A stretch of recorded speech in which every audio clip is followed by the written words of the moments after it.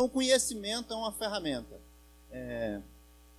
O filósofo disse: me dê uma alavanca e um ponto de apoio e eu moverei o mundo.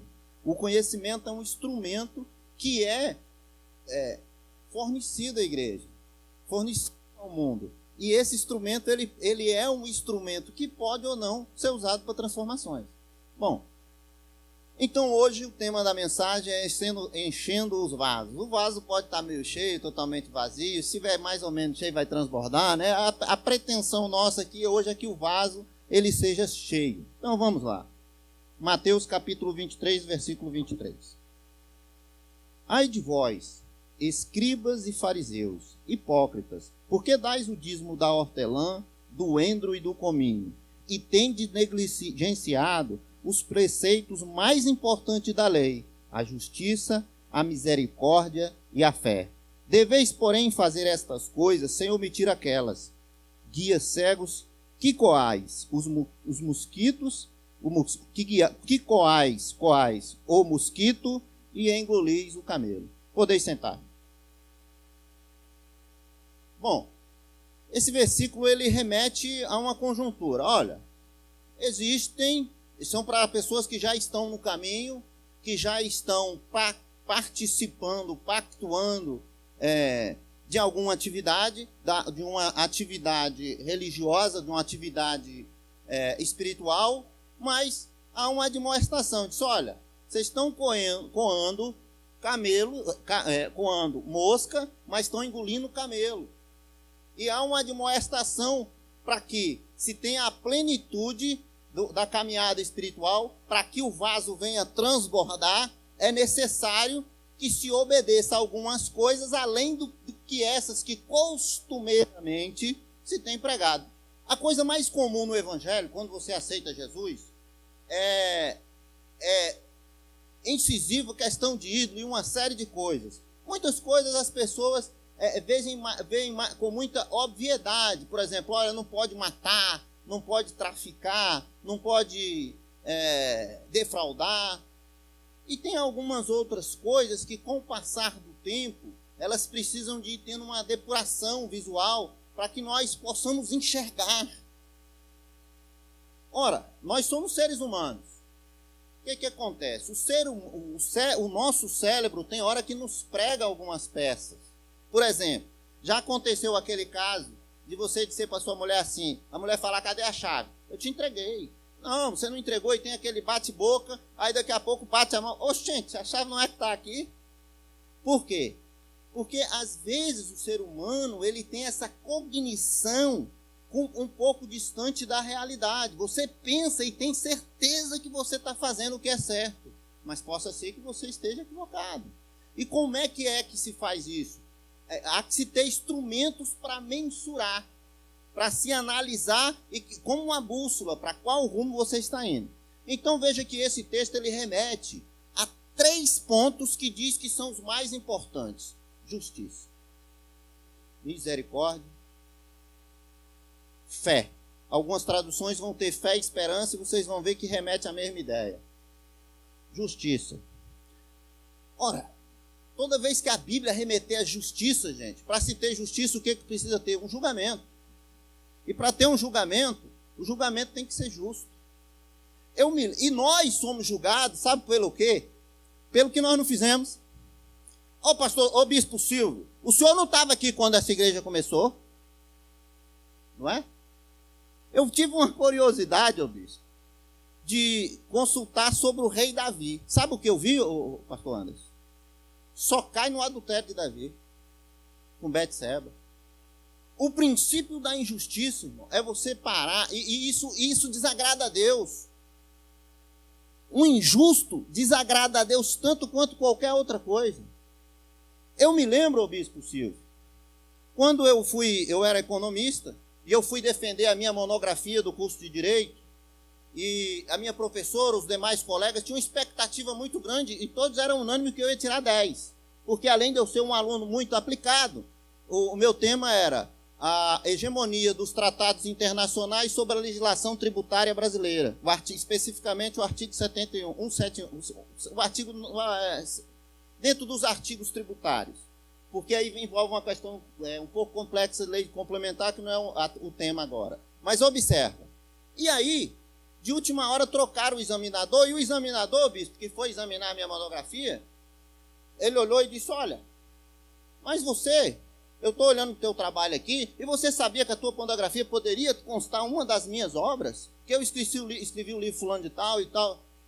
Aí ele continuou com aquilo. Eu falei, perfeitamente. Aí ele continuou com aquela tese. Eu falei, gente, deixa eu esclarecer um negócio aqui. Eu gostaria que essa banca me julgasse pelo que eu fiz, e não pelo que eu não fiz, ou pelo que eu deixei de fazer. Então, a gente tem um senso de justiça de julgar as pessoas pelo que não fez. O bispo Silva não estava aqui, o bispo Silva não estava aqui até então, mas está aqui e vai daqui para frente. Assim como o pastor Pedro não estava lá. Porque a pessoa não pode estar em dois lugares. Então, olha, e as obras grandiosas que Davi fez. Davi cortou a cabeça de Golias, matou, mas quando você entra com Davi no Google, ele não vai para os grandes feitos de Davi. Vai porque Davi não fez. E esse é um senso de injustiça que tem atrapalhado até o funcionamento da igreja. Ora, que forma de estimular essa pela crítica? Você já viu numa empresa alguém estimular o outro pelo que ele não faz? Pelos erros dele, bispo? Isso funciona? Não é essa coisa de, eu não te vi na escola dominical, né? Você não veio no culto à noite. Mas eu estou aqui no culto de manhã. Irmão, que bom que você está aqui no culto de manhã. Ora, ser justo é julgar as pessoas pelo que eles fazem. Eu vou falar uma coisa. Eu vim aqui nessa igreja há uns meses atrás, me convidaram para participar de um pequeno grupo. Eu fui para o pequeno grupo. E eu vi o primeiro culto, uma alma se converteu. O segundo, uma alma se converteu. O terceiro, uma alma se converteu. Um grupo com 2, 3 pessoas, 4 pessoas, 5 pessoas. Viu, Fátima? A Fátima ali. Então, gente, mas às vezes a gente não fala, gente, que trabalho louco é esse que as almas estão sendo salvas? Aonde você vê falar que almas estão sendo salvas? Mas tem trabalho sendo realizado, que almas têm sido salvas. Mas e pouco me importa, meu irmão, se você não veio no culto de domingo, parabéns pelas almas que foram salvas pelo trabalho que você fez. Porque Deus vai nos julgar pelo aquilo que estamos fazendo. Ora, quantas vezes as instituições estão medindo as pessoas pelo que não foi feito, pelo que não foi produzido? Então, há que se ter uma busca a um justo julgamento. Até porque, você imagina o seguinte, sim, para concluir esse trabalho que muitas vezes é feito e ninguém vê, aí esse pequeno grupo me convidou para fazer inglês. E eu vim aqui, nos sábados, a professora Thaís dá aula de inglês. Não cobra nada. Até as xerox ela tira. Ela não está aqui, Mas o trabalho dela é um trabalho fantástico. Eu olhei para aquilo e falei, meu Deus. Gente, eu não tenho dúvida que naquele dia, como a Bíblia diz, vai ser um dia de surpresa. Porque estão pessoas que estão empenhadas não em se aparecer, não em se mostrar, mas em trabalhar para Jesus, e isso é ela com a consciência dela. E é isso que muitas vezes não é estimulado, dizer, irmão, aonde você estiver, seja você, seja autêntico, faça o bom trabalho que você sempre fez. Quantas vezes a pessoa fala, irmão, Arimar, você está sumido. Ora, mas e daí? E daí? Não me avisaram que eu tinha que bater ponto aqui? Então veja, Arimar, onde é que você está fazendo, rapaz? Eu tenho certeza que você está fazendo uma coisa boa, uma coisa grande em outro lugar. Às vezes, olha, irmãos, eu era pastor dessa igreja, pastor auxiliar. E um dia eu pedi licença do cargo de pastor para preservar a obra de Deus, porque entendi que eu não estava exercendo e eu, Arimar, tenho uma convicção. E eu defendo aquilo que eu acredito. Eu acredito que pastor não é título, é função. Se eu não estou exercendo a função de pastor, não tem por que eu exercer, eu ostentar esse título. Ou eu estou pastoreando e sou pastor, ou eu não sou pastor. Bom, mas esse é o meu ponto de vista. Então veja, mas nós tivemos a oportunidade de fazer coisas grandiosas na obra de Deus. E é por estas obras que eu penso que nós deveremos estar nos preocupando com o que nós estamos fazendo, com a boa obra que nós estamos fazendo. Então veja, esse trabalho de dança, ô bispo, quantas vezes eu vi crítica sobre o trabalho de dança? na igreja, eu congreguei numa igreja ortodoxa que estava preocupado com cortar. As irmãs cortou o cabelo, a irmã vai ser disciplinada. A irmã calça, a irmã vai ser disciplinada. O irmão assistiu futebol, o irmão vai ser disciplinado. Irmãos, tinha pessoas que devotavam toda a tua vida para ser uma boa esposa, para ser um bom marido, mas não serve. Tudo o que faz não serve. É só o que não faz, é isso? Olha, eu vou te falar um grande perigo que a pessoa corre. Quando a pessoa, ela olha só os erros dos outros, quando ela vê só os problemas, quando ela vê só defeito de marido, quando ele vê só defeito da mulher, quando ele vê só o defeito do patrão, só as coisas ruins do emprego, ele vai estar construindo um mundo que eu não quero morar nele. Esse mundo que as pessoas constroem quando parte para esse pressuposto, com esse julgamento equivocado, é um mundo que eu não quero ter ele para mim. Mas se você começa a pensar, rapaz, domingo retrasado o bispo Silvio, ele deu uma palavra branda lá, eu vi, bispo. Eu, Arimar, vi há 2 domingos atrás, quando o senhor deu uma palavra branda aqui, o senhor acalentou a coisa. Eu falei, poxa, legal. Por quê?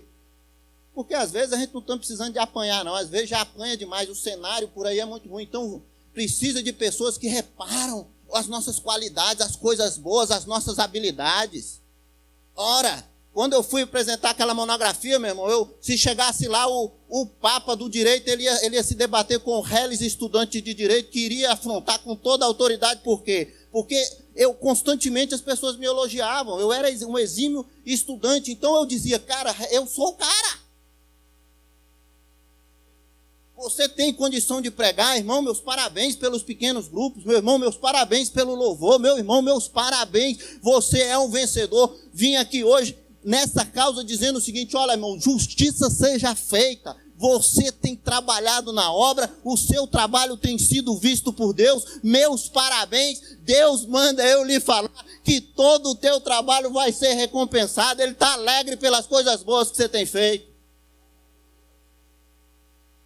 Quando nós olhamos para o outro e não procuramos os defeitos nele, não queremos ver o que ele não está fazendo, mas as coisas boas que ele faz, as qualidades que ele tem, nós vamos construindo. Rapaz, sabe que o irmão Alexandre, ele é uma pessoa até que ele, um amigo, pessoa de confiança. Rapaz, o pastor José Carlos parece ser um homem de família, né? Muito cauteloso. E por aí vai, inúmeras coisas. Se você buscar as qualidades, daqui a pouco, ô Jean, nós vamos ter uma igreja, nós vamos ter um meio de convivência que qualquer ser humano queria estar no meio de pessoas honestas, de pessoas decentes, pessoas que querem o bem, de pessoas que fazem coisas boas. E isso seria um mundo maravilhoso. Só que a construção desse mundo depende do seu julgamento. O seu mundo, ele vai ser construído à medida com que você vai elegendo como que você quer construí-lo.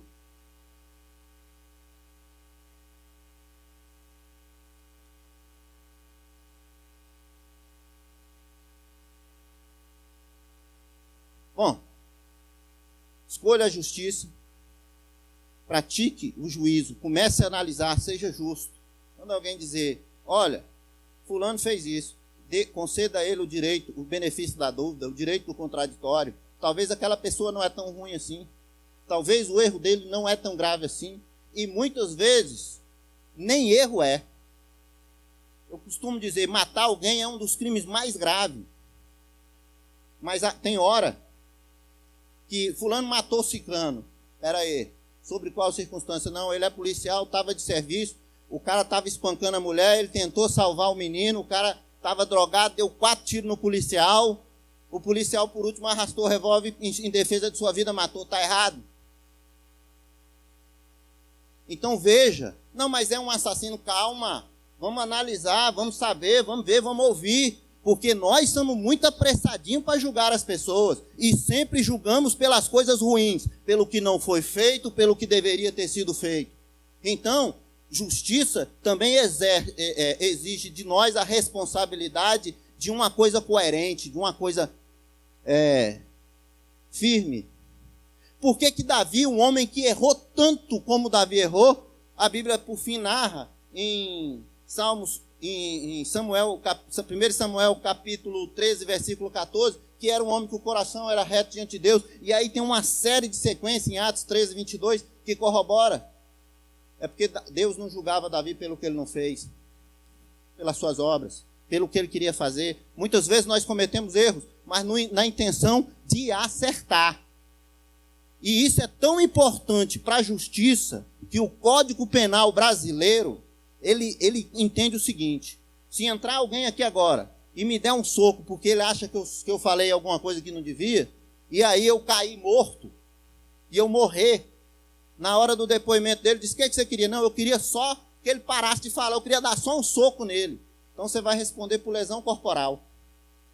Agora, se ele entrar aqui querendo me matar, pegar um revólver e dar 4, 10 tiros aqui e errar, não acertar ninguém, ou der um tiro aqui e errar, ou o revólver não prestar, você queria fazer o quê? Eu queria matar. Ah, você queria matar? Então você vai responder por homicídio.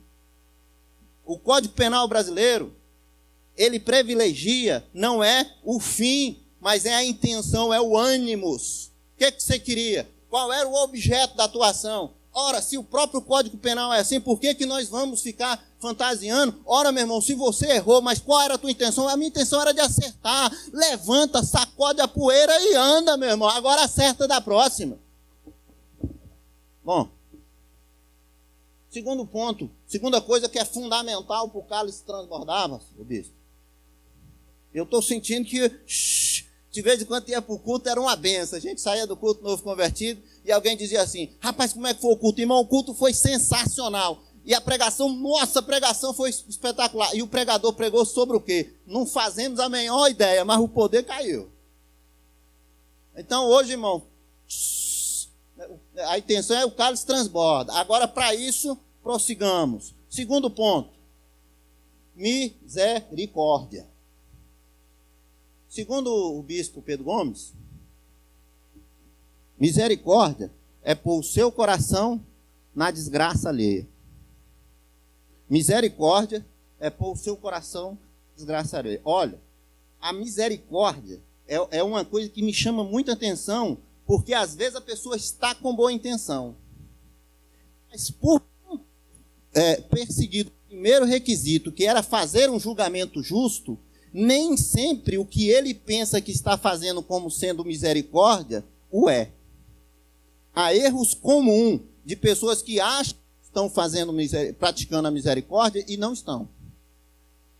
O que é misericórdia? Substantivo feminino, sentido de dor, solidariedade com relação a alguém que sofre uma tragédia pessoal ou que caiu em desgraça.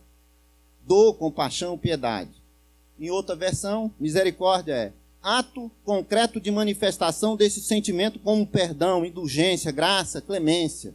Então veja que a Bíblia diz que justiça e misericórdia é imperioso. São 3 pontos que ela diz: olha, isso aqui é fundamental para a lei. Isso aqui é fundamental para o cálice transbordar. Então tá. Primeiramente, há que se ter uma interligação entre misericórdia e justiça. Porque não tem como você exercer a misericórdia se você não for justo. E não confunda, a Bíblia não diz para você ser bom, ela diz para você ser justo. E eu tenho plena convicção, é muito mais para mim, deliberadamente, ser bom do que justo. Você praticar a justiça é um ato difícil, porque existe esforço, você tem que pensar, você tem que analisar, você tem que avaliar e você tem que tomar uma decisão e posterior você tem que tomar uma ação. Ser bom não. Você vê uma ali, você dá 10 reais, eu sou bom. É isso? Ser bom?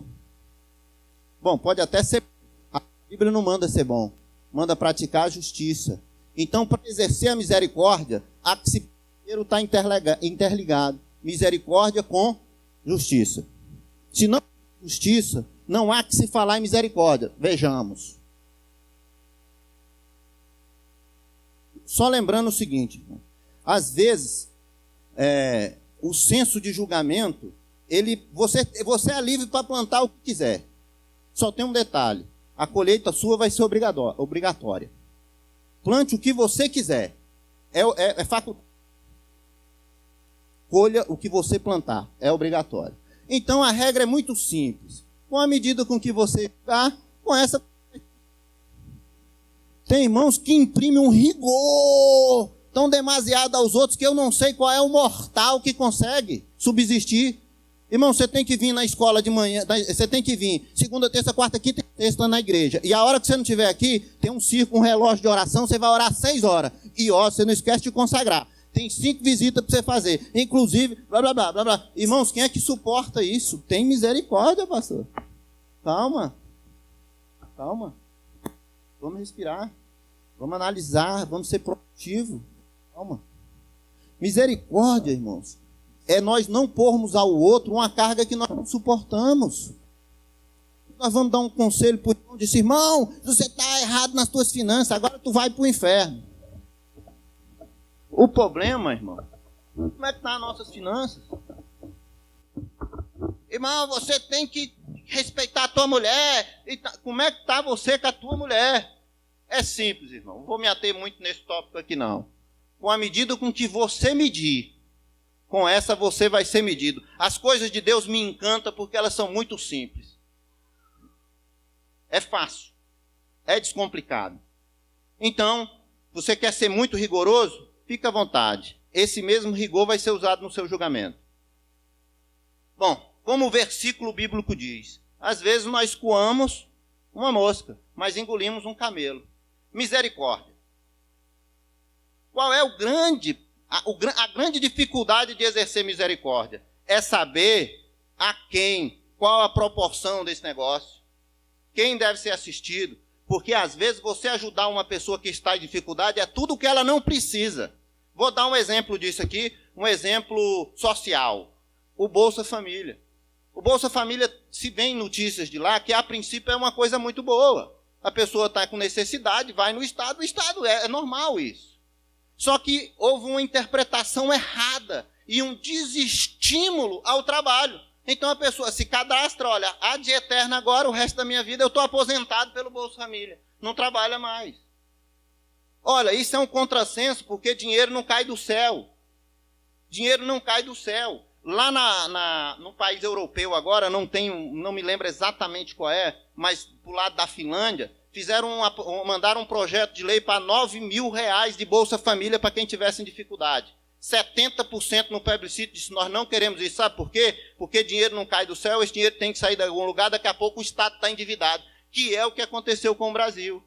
Então, olha só, é uma coisa, não é uma intenção muito boa dar comida para quem tem fome, não é, ô bispo? Só que agora está o Brasil todo com problema, nós estamos com 12 milhões de desempregados. Por quê? Porque a medida foi equivocada. Outra, quantos investimentos em Copa do Mundo, em estádios, em obras que não tem nenhum retorno, o prejuízo mensal é muito grande, a manutenção. Então foi um erro de estratégia? Foi. Bom, mas só tem erro? Não, tem coisas que são acertadas. Por exemplo, o seguro-desemprego. A pessoa às vezes trabalha, aí ele perde o emprego, está desempregado, está numa dificuldade, ele entra no seguro-desemprego, enquanto por 6 meses, enquanto ele não consegue um emprego, ele está assegurado. Isso cria uma estabilidade na sociedade. Então você ajuda, mas quem está com um viés de ser ajudado, porque não adianta você ajudar uma pessoa botando todos os demais numa situação complicada. Compreenderam isso? Há que se ter um equilíbrio. Então, para se ter misericórdia, tem que ter um senso primeiro de justiça. Porque misericórdia não é só você sair ajudando qualquer um de qualquer jeito. Porque se não tem caixa de igreja, de governo e de ninguém, nem meu. Ah, irmão, vai ajudar os pobres, irmão. Eu vou ajudar os pobres. Jesus disse, os pobres sempre vós tereis. Qual é o critério para ajudar alguém? Ele precisa? É só isso? Então nós vamos falir todo mundo e amanhã está todo mundo falido e tem o mundo todo precisando de ajuda novamente.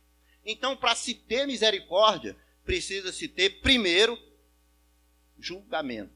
Está interligado. Bom, esse é o grande problema de saber, de aplicar misericórdia, ô bispo. Para aplicar misericórdia, você tem que pensar, você tem que conhecer, você tem que saber da história, você tem que ouvir a pessoa, e às vezes fica mais cômodo para a gente não fazer isso. Antes de ajudar, conhecer os fatos. Não tem como exercer a misericórdia se você nem conversou com a pessoa. Às vezes a pessoa só quer um abraço, às vezes a pessoa só quer um sorriso. Você não pode fazer isso, não tem problema, irmão. Você não vai ser julgado pelo que você não fez. Segue em paz. Deus há de levantar outro que faça. Agora, vamos ver quem é que pode, porque tem uns críticos que é assim. Ah, mas você não está pregando bem, Arimar. Irmão, vá lá e pregue melhor. Irmão, mas você está evangelizando pouco. Irmão, levante-se, vai lá e evangelize mais. Irmão, mas você não é tão fiel. Seja mais fiel você, irmão. Mostre como é que se faz. Às vezes a gente não tem exemplo, né, bispo? Saber se a pessoa precisa de fato. Tem hora que chega um chorando, oh, irmão, estou precisando de dinheiro. Irmão. Irmão, como economista, eu era muito cruel quando eu era mais novo. Aí o cara diz assim, oh, mas por que você é tão cruel? Eu digo, porque eu quero exercer a misericórdia. Irmão. Tem hora que para você ser misericordioso, você tem que ser cruel. Sabia disso? Se você for bonzinho, você não vai conseguir exercer a misericórdia. Misericórdia tem que estar vinculado, entrelaçado com justiça, irmãos. Senão não é misericórdia, é outra coisa. Por isso que esse versículo, a Bíblia diz, olha, para de coar mosca e está engolindo camelo. Para, olha, faça o que você faz, mas começa a observar esses outros preceitos. Vocês querem ver na Bíblia uma atitude extremamente cruel de misericórdia e que remetia a uma condição de misericórdia? Daqui a pouco nós vamos chegar lá. Mas antes disso, quantas vezes a gente critica uma coisa que acha que está errado e às vezes pode ser que eu que esteja errado? Davi, tem uma passagem lá em 2 Samuel, capítulo 6, versículo 14 e 17, que Davi começou a dançar. Porque a filha do rei Saul, o rei que tinha sido destituído, e Davi, ele entra. Então Davi, aquele que aspirava a posição de rei, ele entra dançando. Ora, a dança é um negócio estranho. Vocês viram essas meninas dançando aqui? Então, quando Davi entra dançando, alguém me pergunta, e como é que é dançar na presença de Deus? Eu digo, eu sei lá, meu irmão. Como é que eu vou saber como é que é dançar na presença? Eu acho que dançar, um pula, o outro rodopia. Pastor Expedito um dia disse que ele criticava muito, ô bispo, que às vezes estava a pessoa lá, daqui a pouco ele toca. Já viram os irmãos que tem esse negócio do toque do anjo? Já viram? Tem esse negócio aí. Aí o pastor Expedito não concordava com aquilo. Aí um dia, ele orando a Deus, ele vendo aquilo, ele disse, meu Deus, o que esse tipo de coisa acontece? Deus falou com ele, rapaz, como é que é? Tá muito ruim tu cuidar de tu aí, deixa isso aqui lá, é ele comigo. Aí o Expedito falou, gente, eu percebi que esse negócio é muito íntimo, como é que vai dançar? Meu irmão, você está se sentindo bem, está sentindo a presença de Deus? Dá glória a Deus, isso é contigo e Deus. O fato é que Davi botou uma roupa de pano e saiu dançando, irmão, e dando glória, e pulando, e plantando camba. Alguém criticou. E aí Davi pegou e falou assim, vem cá, mas qual é o problema? Entende? Então esse senso de julgamento que nós temos, do que é certo, do que é errado, com base nas nossas convicções, sem avaliar se essa é a ótica que deve ser aplicada, de repente, irmão, o que tem que ser visto não é o meu mundo sobre a minha ótica, mas a quem interessa a Deus. Porque o que interessava é que naquele momento Davi estava saltitando de alegria. Então, uns não olharam como bom. Então, olha a misericórdia invertida. A pessoa fazendo o que era certo numa coisa de vitória, porque comemorava uma vitória de uma guerra, uma crítica. Aí vem um derrotado cair no chão. Então, nós podemos exercer a misericórdia nos momentos de derrota, irmãos, mas também nos momentos de vitória. Quando o irmão tiver uma grande vitória, quando ele for acima da gente, vamos dar glória a Deus pela vida dele, vamos ter misericórdia do irmão, não vamos tentar derrubar o irmão, não, vamos nos alegrar por o que foi feito, pela vitória que ele teve. Então, olha só, como que a misericórdia, ela pode ser cruel. Duas prostitutas chegam na frente do rei e pedem uma audiência com o rei. Ô seu rei, a questão é o seguinte, esse aqui é meu filho, ó.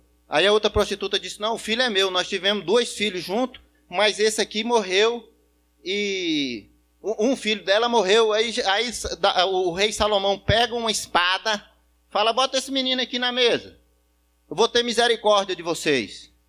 Bota esse menino na mesa, eu vou partir ele no meio. Uma leva um pedaço e a outra leva o outro. Aí uma das mulheres disse, não, não, eu estou mentindo. O filho é dela, desculpa a brincadeira aí, pode até me penalizar. Aí Salomão disse, leve teu filho. Leve essa para a cadeia, essa mentirosa. Por quê? Vê que para você exercer misericórdia, você necessariamente tem que exercer a justiça e conhecer o fato. Aí ele dá o veredito. Só uma mãe abriria a mão da vida do teu filho mesmo que fosse ficar com outra. Compreenderam isso? Então veja a justiça. E aí, porque muitas vezes, irmãos, há uma indagação, não, um clamor, vamos sair ajudando o pobre, o descamisado. Eu sou muito cético quanto a isso. Quem me conhece, eu tenho uma posição firme. Uma vez o pastor me chamou e disse assim: Arimar, tem uns mendigos ali, vamos lá dar banho neles. Eu cheguei, dei uma olhada e falei: pastor, com todo respeito, eu trabalho, eu tenho o que fazer, pastor.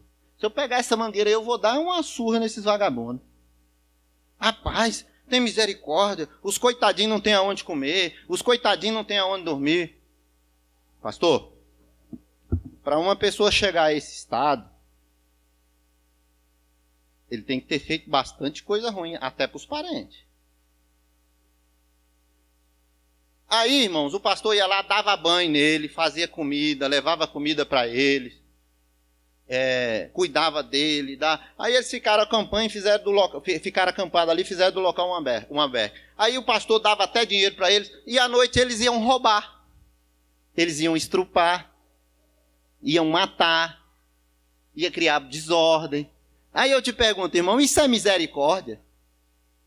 Ou é um sacrifício de tolo? A Bíblia fala de misericórdia, mas também fala de sacrifício de tolo.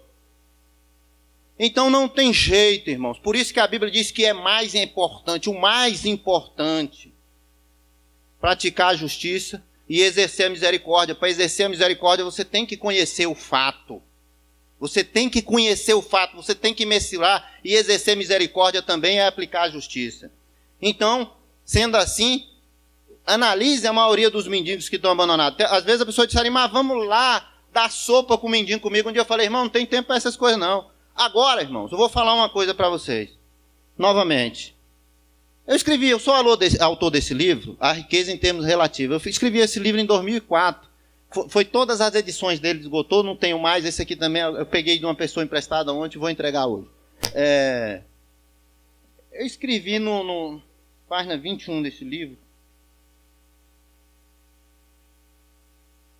A prostituta havia quebrado várias condutas morais, mas Jesus tinha mais interesse pela vida dela do que pelos pecados que ela já havia cometido. Então ele disse: eu também não te condeno.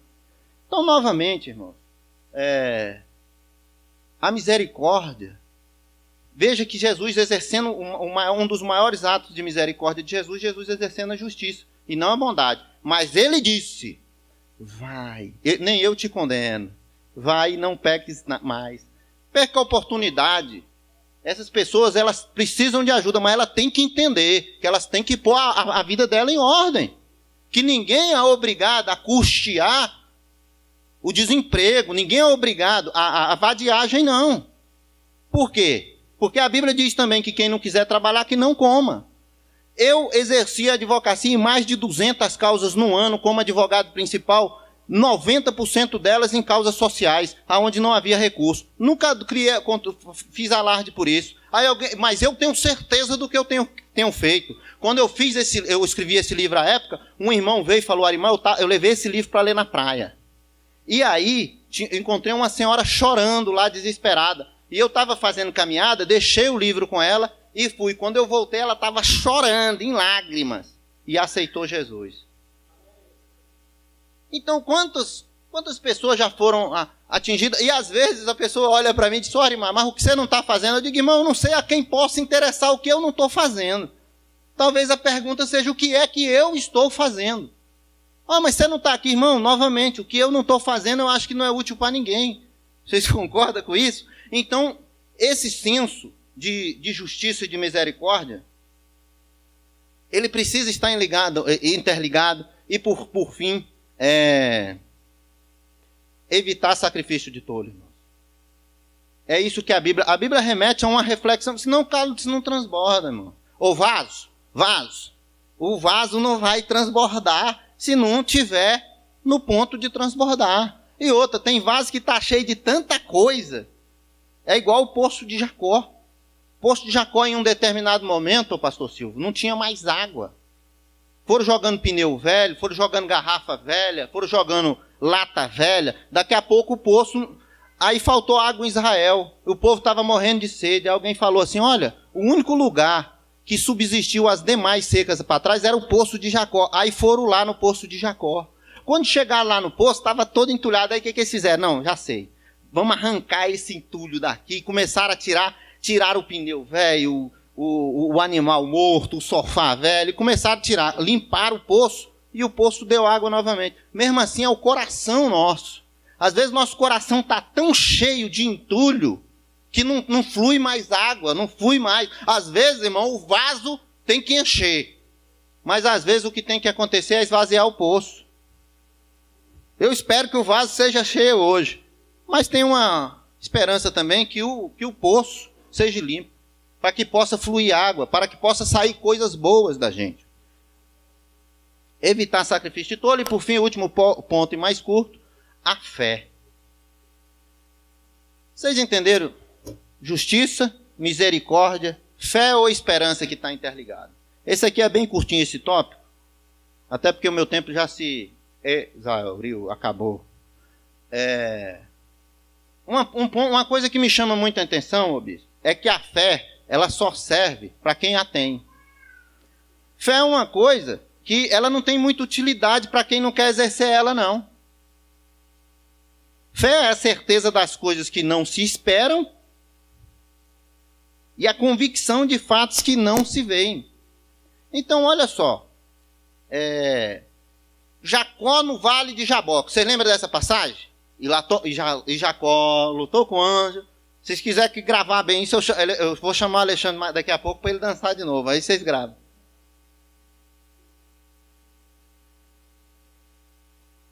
Olha só. Qual foi a bênção que Jacó recebeu no vale de Jaboque? Todo mundo fala, olha, a bênção de Jacó. Irmão, vocês sabem qual foi a bênção que Jacó recebeu no vale de Jaboque? Jacó era um homem saudável. Jacó entrou bom e saiu aleijado. Essa foi a bênção que Jacó recebeu. Jacó teve a sua coxa deslocada, e Jacó entrou bem, e quando ele saiu de lá, ele saiu manco. Ele era um manco. Um homem manco em Israel, ele não era pleno na sociedade, ele não podia ser sacerdote, ele era excluído de determinadas coisas. Ora, que bênção é essa, irmãos? Então entenda, mas aquilo ali foi reputado como uma bênção na vida de Jacó, e Jacó teve aquilo como uma bênção, e todo mundo teve aquilo como uma bênção, mas para ver isso como uma bênção é preciso fé. Porque a fé é isso, é a capacidade de ir além. Quando todas as coisas estão dizendo não vai dar certo, você fala vai dar certo. Agora, obviamente, meu irmão, que tem alguns fatores que não podem ser ignorados. Mas se você checou todos os fatores, se você está movido pelo um sentimento bom, pelo um propósito bom, aí tem hora que você vai ter que romper em fé para você se sobrepor ao obstáculo. E é isso que a Bíblia faz. Isso é o que faz as pessoas serem extraordinárias. Quando a professora perguntou na sala de aula, o homem voa? Diz que teve um garotinho lá que disse, voa, professora, o homem voa. Aí todo mundo caiu na gargalhada, a professora falou, não, meu filho, o homem não voa. Falou, voa, professora. O homem voa, o homem voa, o homem voa, e o homem voou. Ou não voa? O homem voou, ele dominou a arte do voo, que ele vai além, ele vai aonde nenhum ser que voa vai. Ele vai na lua, irmão, ele transcende a planeta. Essa fé da gente trazer à existência o que não existe. Thomas Edison, ele foi mandado para casa, porque ele não conseguia aprender nada. Leia a história de Thomas Edison. Aí depois descobriram, ele era surdo. A mãe de Thomas Edison olhou e falou, não, vou ensinar esse menino. Quem ensinou Thomas Edison foi a mãe dele. E o problema é que Thomas Edison, ele fez a lâmpada, o telefone, a energia elétrica, que era um conflito de Tesla, que se diz que foi Tesla, só que Tesla, esse fantástico pensador, era assistente de Edison. Então observa como que a fé ela pode fazer coisa. Uma pessoa, Alberto Einstein foi recusado para ser carteiro, diz que tinha os ombros caídos. Então observa que a fé, é aquele ingrediente que você tem, ou que você pode ter, ou que você acessa se você quiser, mas depende de você, que te leva além, que te faz você ser um vencedor. É o que fez Davi cortar a cabeça de Golias, é o que fez inventar o sistema de som, o sistema elétrico. Essa fé é a fé que transforma o homem, é a fé que salva o doente. Olha, os médicos dizem que você vai morrer. Não, eu vou ser curado por Jesus. Irmão, mas os médicos disseram, eu quero acreditar em Deus. E aí a fé rompe. E o viciado em drogas? Antigamente, congreguei numa igreja da Ceilândia, a pessoa entrava viciada em droga, era liberta, era na hora, meu irmão.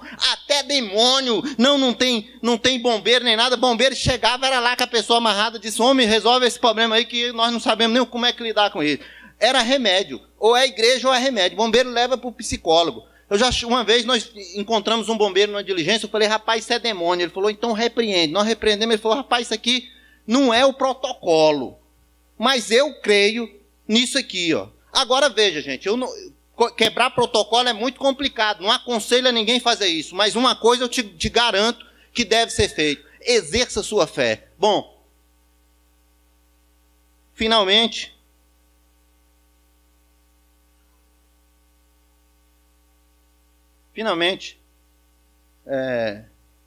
seja hoje, limpe seu poço e tenha o seu cálice transbordando.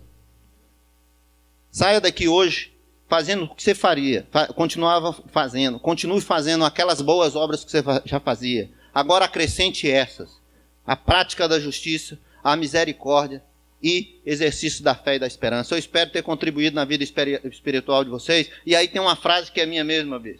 Saia daqui hoje abençoado em todas as áreas da tua vida. E qualquer coisa diferente disso pode repreender que não é de Deus. Amém. Fique com Deus.